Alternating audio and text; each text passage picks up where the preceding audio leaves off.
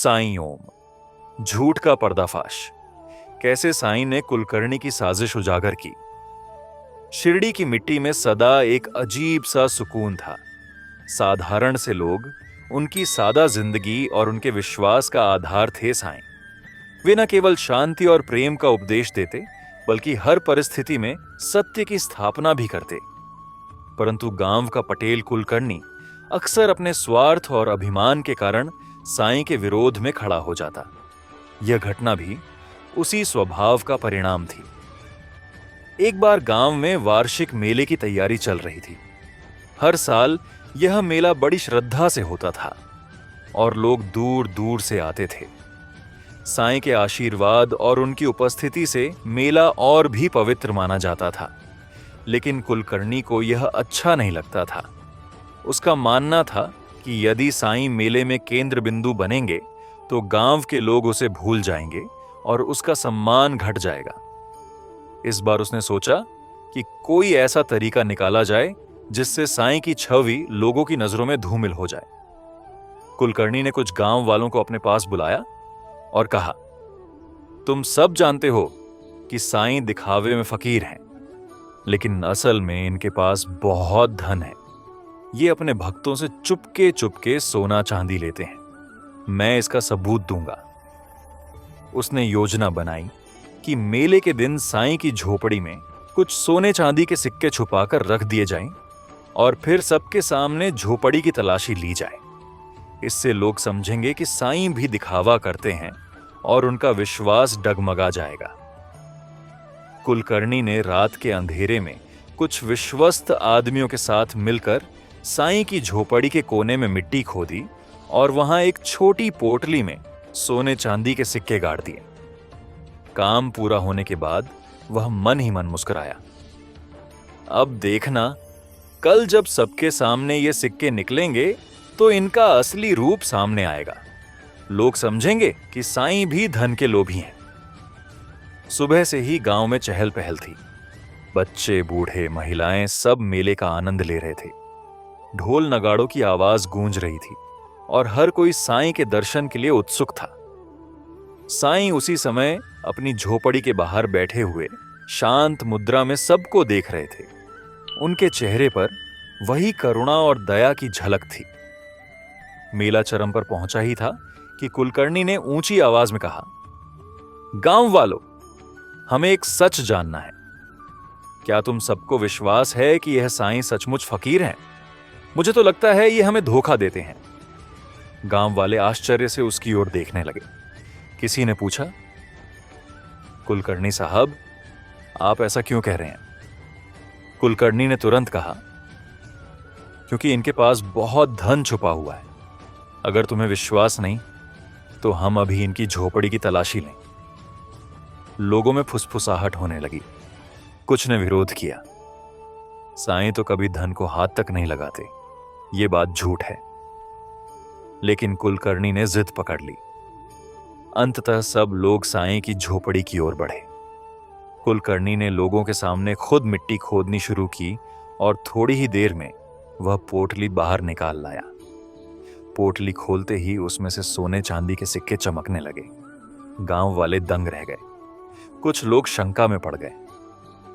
क्या सचमुच साईं धन छुपाकर रखते हैं? कुलकर्णी विजयी भाव से बोला, देखा, मैंने कहा था ना, अब मान गए कि ये भी हम सबको धोखा देते हैं। साईं अब भी शांत बैठे थे। उनके चेहरे पर न तो कोई क्रोध था, न ही किसी प्रकार की चिंता।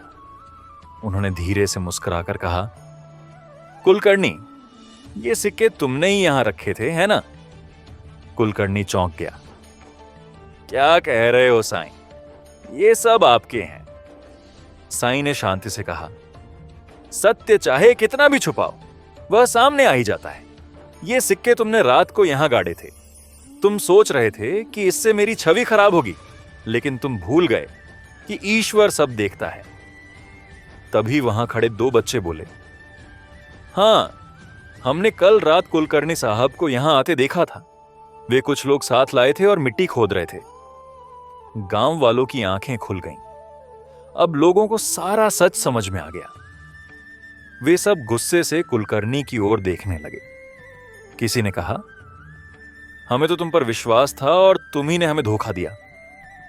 कुलकर्णी का चेहरा उतर गया। उसकी सारी योजना पलट गई थी। वह शर्म से सिर झुकाकर खड़ा रह गया। साईं ने बड़ी करुणा से कहा, कुलकर्णी, धन और सम्मान के पीछे भागने वाला हमेशा हारता है। असली धन तो प्रेम और करुणा है।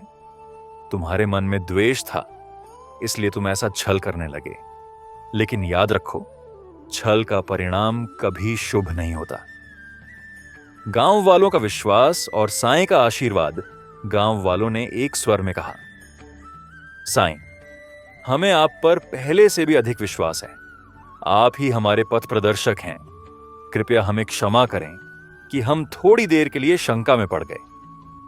साईं ने सबको आशीर्वाद देते हुए कहा, शंका करना बुरा नहीं है, क्योंकि शंका से सत्य की खोज होती है। लेकिन सदा याद रखना कि विश्वास सबसे बड़ी शक्ति है। जो दिल से विश्वास करता है उसे कभी डगमगाना नहीं पड़ता। कुलकर्णी अब पूरी तरह से टूट चुका था।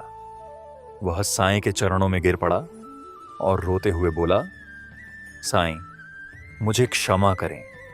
मेरा अहंकार ही मेरी सबसे बड़ी भूल थी। मैं मान गया कि आप सच्चे फकीर हैं और आपसे बढ़कर कोई नहीं।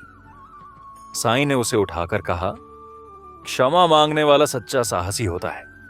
अगर तुमने अपनी गलती समझ ली है तो अब नए रास्ते पर चलो। दूसरों की भलाई करो, यही सबसे बड़ा धर्म है। उस दिन से कुलकर्णी का मनोभाव धीरे धीरे बदलने लगा। उसने अपनी गलतियां मानकर गांव वालों की सेवा शुरू की।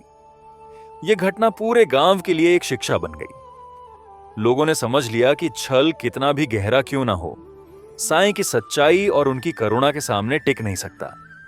साईं ने एक बार फिर साबित किया कि खसा सत्य की जीत हमेशा होती है और झूठ का पर्दाफाश स्वयं ईश्वर करता है। यह कहानी हमें यह सिखाती है कि किसी भी परिस्थिति में सच्चाई का साथ नहीं छोड़ना चाहिए। अहंकार और ईर्ष्या का अंत सदैव बुराई में होता है, जबकि विश्वास और भक्ति से जीवन में शांति और सुख मिलता है। जब कोई व्यक्ति भरोसा करता है तो धीरे धीरे उसका विश्वास और गहरा होता जाता है। भरोसा करने से रिश्ते मजबूत होते हैं, आत्मविश्वास बढ़ता है और जीवन में सकारात्मकता आती है। ओम साईं राम।